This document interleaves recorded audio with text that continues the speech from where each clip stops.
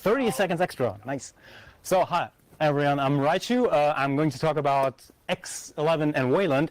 And unlike the link to this talk, it's not about porting Wayland. It's also not about this window manager / compositor. It's basically about how I got there and all the little hurdles that you have to take when you're doing this on FreeBSD. We heard this from Nia for NetBSD. Now, same thing for FreeBSD.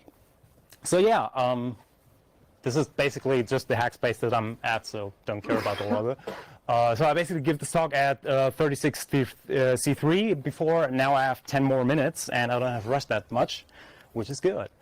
So first of all, what was my project? So the project is called Hikari, which is a window manager and a Wayland compositor.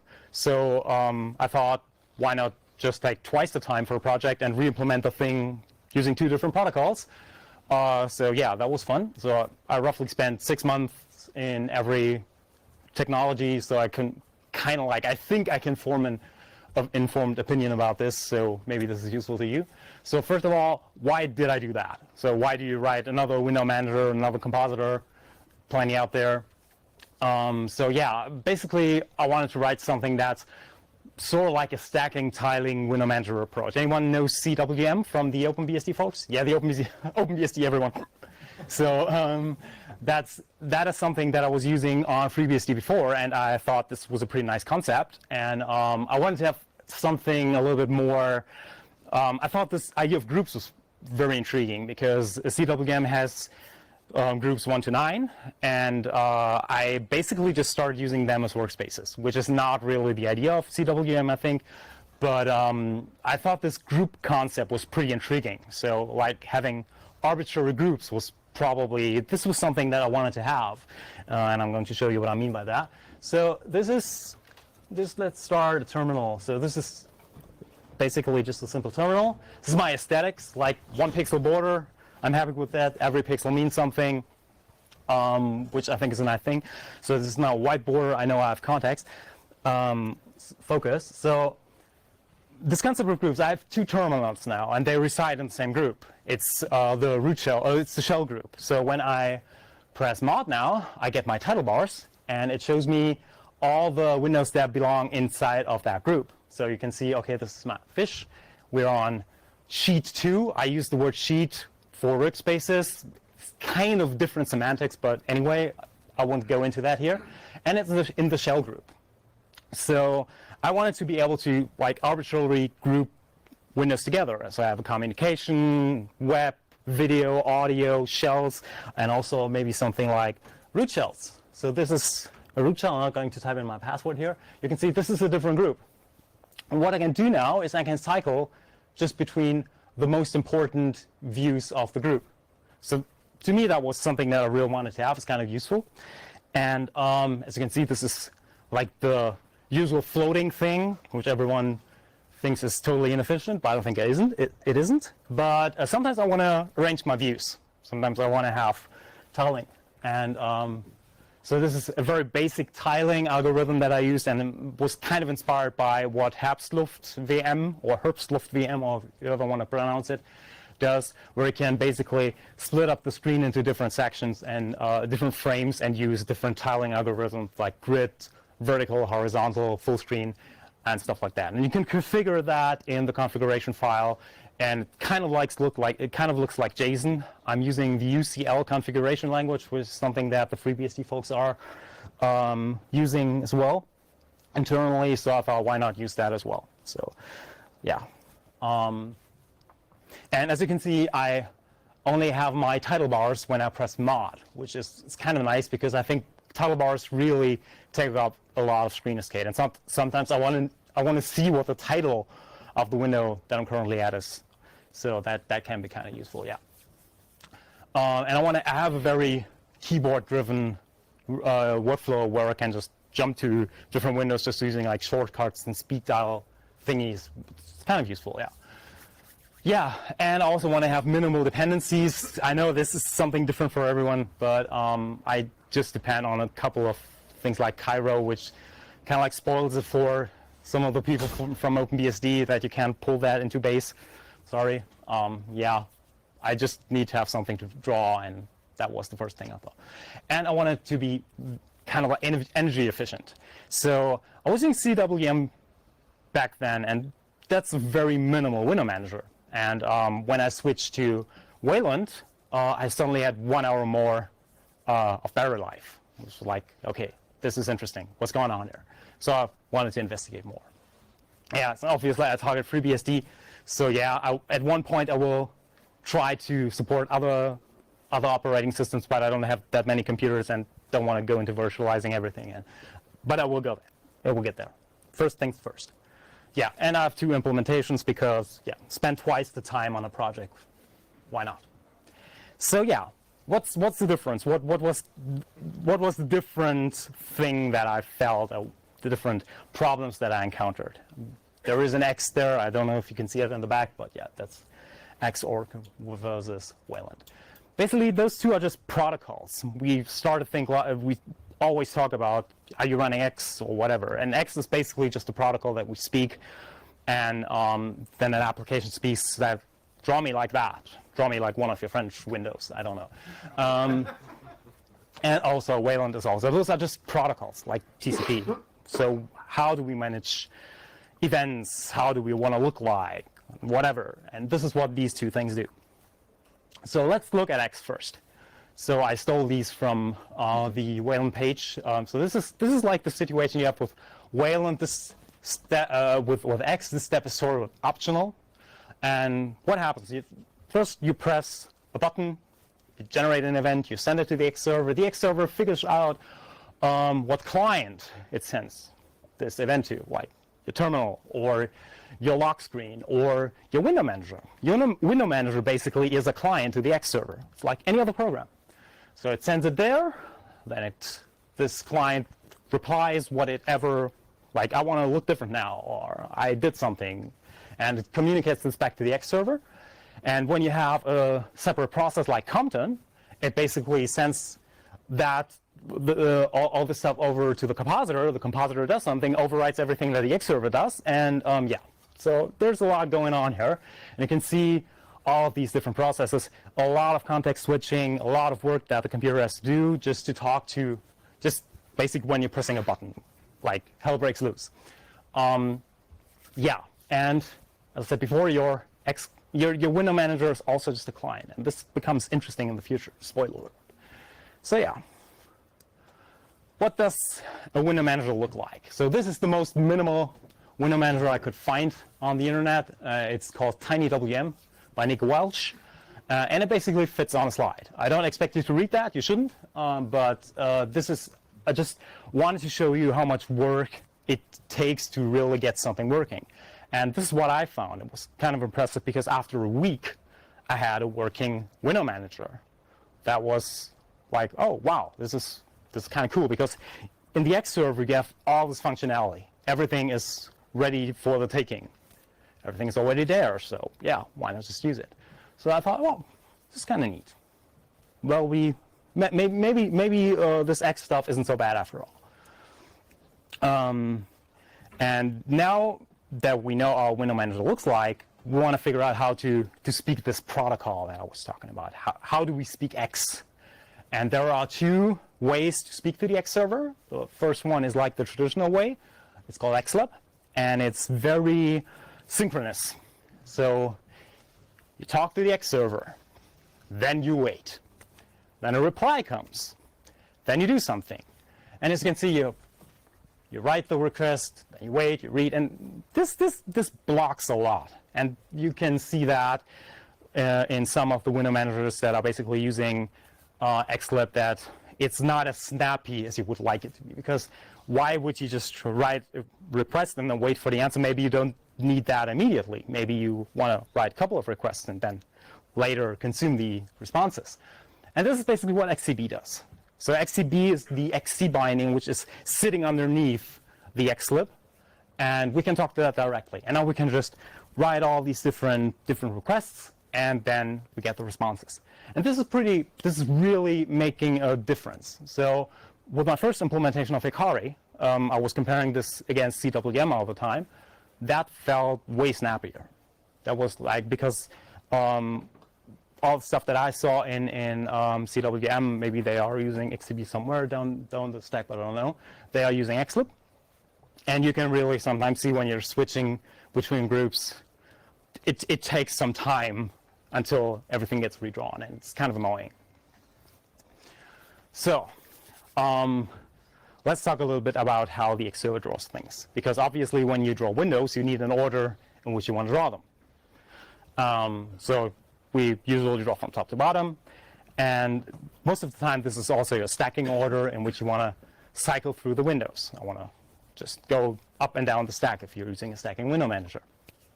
And yeah, so this is the first place where I got a little bit, okay, what's going on here? Because when you have this, I showed you this group thing that I had. I can group windows kind of differently, and I want to cycle between groups. And now I have some sort of ordering inside of my window manager that the X server knows nothing about.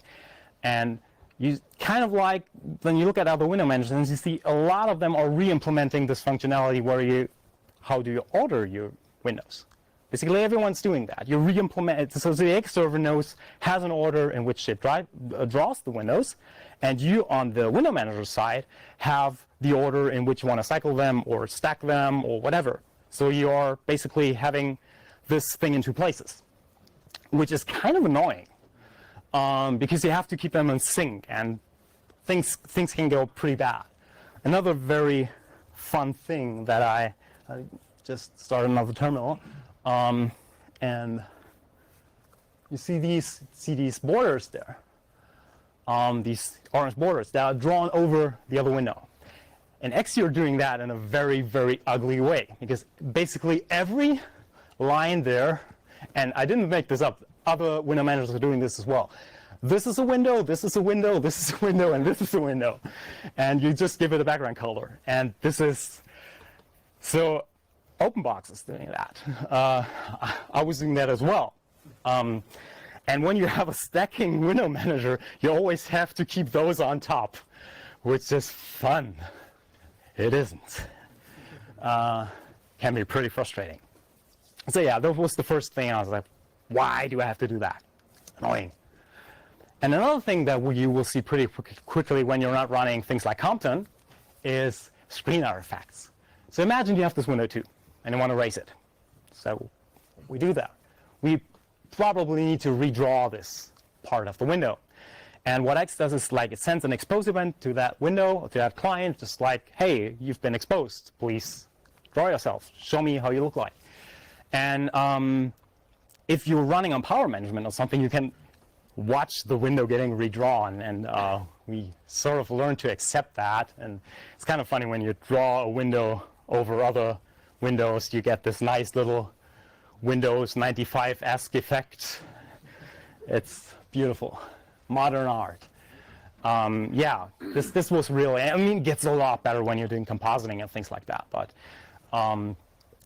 well, when you do compositing, your clients still have to implement that functionality, as your libraries at least have to do that, because you cannot depend on the fact that a compositor is always present. So yay, useless code lying around there. Yeah, so things are getting like pretty weird. So they are handling special events when you don't actually need them. Yeah, it's weird. So mentally go back to the thing where I told you that we had that every client is every window manager is also just a client. That means that the X server is basically handling all the events and stuff like that. So your window manager is just a client, so it has to ask for events. So when I do something like this and I want to put that in a different group, oops. So now this one has input, and I can do typey and all this stuff. Now my window manager or compositor, it just grabs the events and you type in there, and all the events get sent to my compositor instead of the client. So when I'm in X, I have to fight for the right to process input events, and this is how Awesome does it.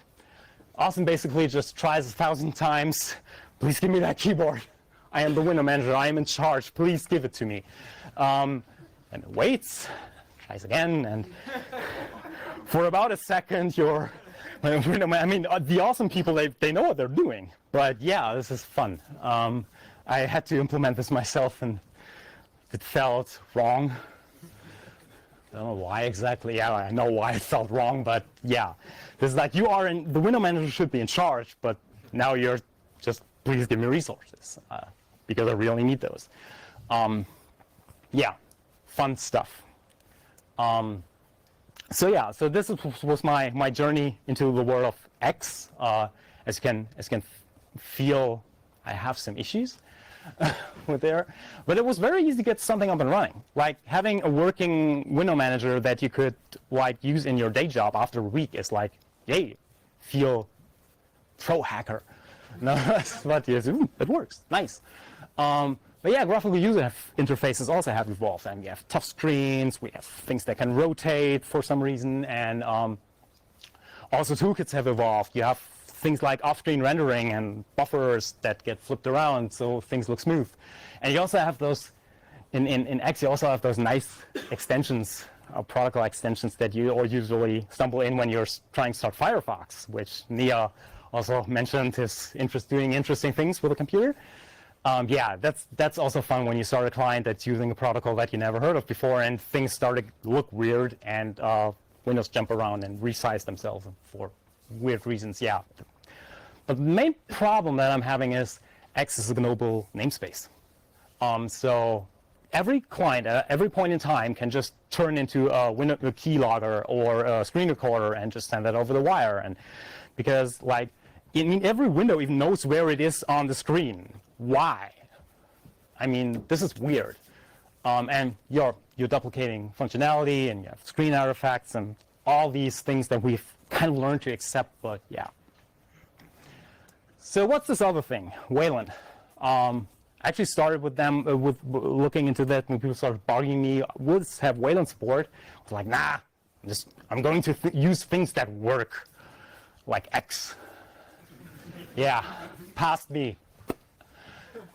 I don't know what was wrong with me back then. Yeah, and I also saw nice little screen tearing effects when a friend of mine was using my window manager and started scrolling in Firefox, and it wasn't fun. It looked like, I'm not going to say that. It looked not good. But yeah, this is the situation with Wayland, and you can see it's a lot more cleaned up because now we have the X server, like the display server, the window manager, and the compositor is all wrote into run process. So you're not jumping around a lot anymore, and that also really makes a difference. Context switches, especially because Intel has done such amazingly great work with things that have become quite expensive. Yes, and this really helps. And now, what happens now is your client basically just gets a surface, and it just draws stuff in there and tells the compositor, please use that. So we're automatically using a shared memory model, which is nice because now we can have things like the client can handle like stuff like buffering and so smooth transitions and stuff like that. Most libraries do that. You don't have to care about this. This is great. You can get this for free. And yeah, now Nia said that you have stuff like screen lockers. Like I said before, screen locker is a really weird process because you start an arbitrary process and now it gets all the input events. Okay. I cannot see how you can exploit that. Well, yeah. Anyway, but now the compositor has a lot more stuff to do. And actually, I'm doing screen locking in my compositor, which is also nice. You kind of can turn off the screen and stuff like that and save energy, which is also neat these days. But yeah, this is how it looks like with Wayland. And yeah, every frame is perfect. Everything in Wayland evolves around the idea that frames should be like perfect. You don't have screen tearing. You don't have things when you're scrolling, things are starting to look weird, or expose a window and then you see just half the window and watch it get itself redrawn, which is super annoying. But I actually wanted to show a demo where I demo all this damage stuff. But basically, my compositor only redraws the things that the client tells it to. I'm not currently running, this is not the debug version, so I can't show you, but it's actually kind of nice when you just start this and you type into a terminal, and the only thing that actually gets redrawn is like the part where you're typing. This is pretty neat. You're not just redrawing everything. But since we're using this double buffering stuff, we really just, the client says, okay, draw this, and then we just flip buffers and stuff like that. But you have to take care that this works correctly, because you can have very interesting artifacts when you're not telling this, you should redraw this part of the screen. You have to take care of that in Compositor, but thankfully, you can read this blog post. It's by one of the authors of the WL Roots library, how to handle, how all of this works, but basically the library that I'm using is taking care of that. So what library have I been using? So I've used the WL Roots library. Yep, that's Clay. 10 minutes left. So I'm using the WL Roots library, which is 50,000 lines of C code that I had to write myself, and I didn't want to do that, so thankfully someone else did.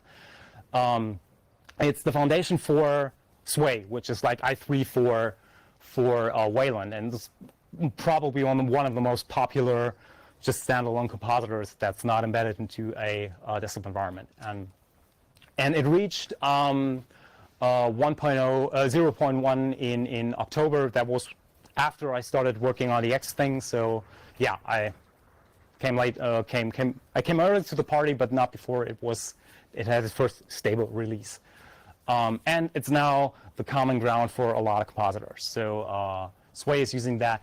Cage, it's just a little kiosky thing, which is also an interesting implementation that you can look at. It's probably one of the most minimal things. And there's TinyWL, which is shipped with WL Roots, which is the really smallest use case that you can have. And it's just like 1,000 lines of code. Well, the other one fit on a slide. This is 1,000 lines of code. It sounds like much, but remember, this is the display server. The compositor, it's everything in one process. So I think 1,000 lines of code is actually kind of nice. Yeah, and some things that when you're starting to run Wayland, most of these libraries that most of us are using, like GTK, Qt, Clutter, and SDL, all of them already have Wayland backends. So you don't have to care about this. You just start a process and it just works. So I'm using Sakura, which is a very minimal GTK terminal, and I didn't have to tell it anything. It just starts and it's already using Wayland because it sees, oh, there's a Wayland process. I can just use this backend now. And what you see right now is Firefox natively running Wayland. My compositor has currently X11 support is a bit broken for me because I'm not maintaining it anymore, because I'm just using native Wayland clients at the moment. Probably need to fix that in the future. But yeah, you can pretty quickly replace everything with Wayland native stuff, and you don't have to care about X anymore, which is kind of nice. And you also have clipboard stuff that makes my NeoVin happy, video, Firefox. If you're using Thunderbird, you just have to set this environment variable and everything starts to work, which is pretty neat. You don't see a lot of weird stuff happening. So yeah, so this was what this felt like. But it was harder to get something up and running. It took me like 3 or 4 months to really feel confident enough to use it at daily work, which was, yeah, way more work than a week, of course. And the final product that I'm having right now, even though it's more powerful, it's roughly the same amount of code that you have there, which I think is also kind of neat. Fewer processes aren't involved. Like I said, the nice thing about this is that you are really, really saving battery life there. And you have true UI isolation, which I think is really awesome. Every client just thinks it's the only thing on the planet.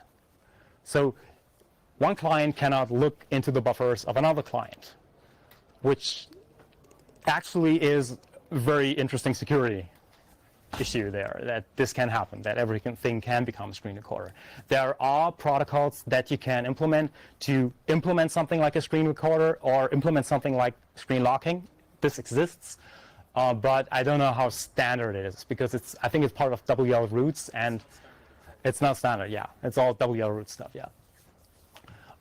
Yeah, you have direct control over your stuff. It's not like oh, I have to fight for input resource and stuff like that. Control over frames, no flickering. Sometimes client-side decorations get a little bit in the way because this is what a lot of clients are doing. They have their own borders, and you have to take care of that as well. It's a little bit weird, yeah, but you have more responsibility in the compositor, things like screen locking, things like recording. Yeah, but generally, I think it's a really, really great opportunity for us as BSDs to catch up with other operating systems in terms of how things look like. We can really seize that. So yeah, I was using C to implement this. And so one side of the room is basically going, yay, the other is going, blah. And for good reason. I can sympathize with that. Because, yeah, why would I do that? Why Rust? This is what everyone is asking me. And there was this way cooler project. They sadly stopped working on this. But they started with Rust. Then they rewrote everything in C. And now, yeah, now they stopped working. So, yeah, it's really hard to wrap, like Nia said it before, those are C APIs. Wrapping this in another language is why this is more work than I want to do. Don't want to work with this. Why? Extra work, and I don't want to rewrite W roots completely myself. I don't have the capacity to do that. So yeah, I copped out and said, okay, I'm just going to write that with C. And obviously everyone wondering, okay, memory leaks, stuff like that, ugly things going to happen. Yeah, basically threw everything at it that it could handle. So I'm using Clang and all the sanitizing stuff. So this helps me to deal with things like double free and use after free, and this really helps a lot. And I also have, since I'm running on FreeBSD, I also have dtrace. I can track all of my memory allocations and can see when they're getting freed. This is very useful. So I kind of think I don't have a memory leak at the moment. I think C is always there to surprise me. But yeah, I'm trying to take care of this. So yeah, that's pretty much it. If you want to talk to me, I'm on Mastodon, Chaos Social Raichu, or Matrix, or you can send me an email. And I have this little chat. I don't know if you can see that. It's hikari at acmelabs.space, which is also a Matrix chat. And you can also come to our Hackspace and talk to me there. But yeah. Huh? It's in Bielefeld, Germany. So if you want to come there, hack on stuff. Hackspaces are just basically hacker communities, people hacking on stuff, and this is one of the projects there, even though I'm currently the only maintainer. So yeah, I'm open for questions now. Thanks.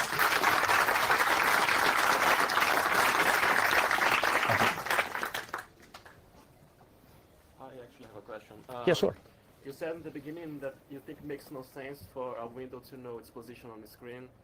As a user, I see, for instance, I think KWin has this issue where for the Wayland port, they're not able to show this menu from the title, window title. Like the main menu, and on X11 it works, you just click and it shows exactly on the position you clicked because it's inside the window. But on Wayland they are not able, and I think they said it's not possible because the window doesn't know position. I don't entirely know what you mean, but I can one second just probably before you answer. Yes. We have 1 minute left. Yeah. So this will be the last question. Okay. And just don't forget to repeat the question. Yeah, I could. So I'm not entirely sure what you're asking, but maybe you should talk this offline because maybe you can show me. Maybe you can take one more question. But yes. yeah, one more. Yes. You said for the border you had to draw 4 borders.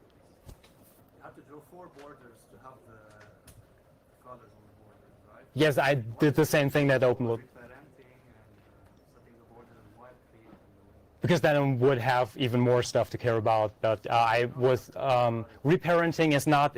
I think it's not really helping me if I have obscured the window by something else, because that would just put that into another window, and then all this reparenting stuff would get replaced. Maybe you can do that reparenting. I have no idea how to do that, but all the other things. Yeah, exactly. I just like do weird stuff, but what for these borders, I basically did what OpenBox did, and looked reasonable to me, and but yeah, so yeah. Thanks. Thank you.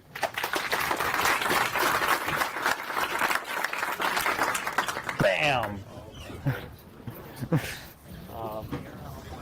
You prefer chocolate? No, thank you. No? No. Oh, okay.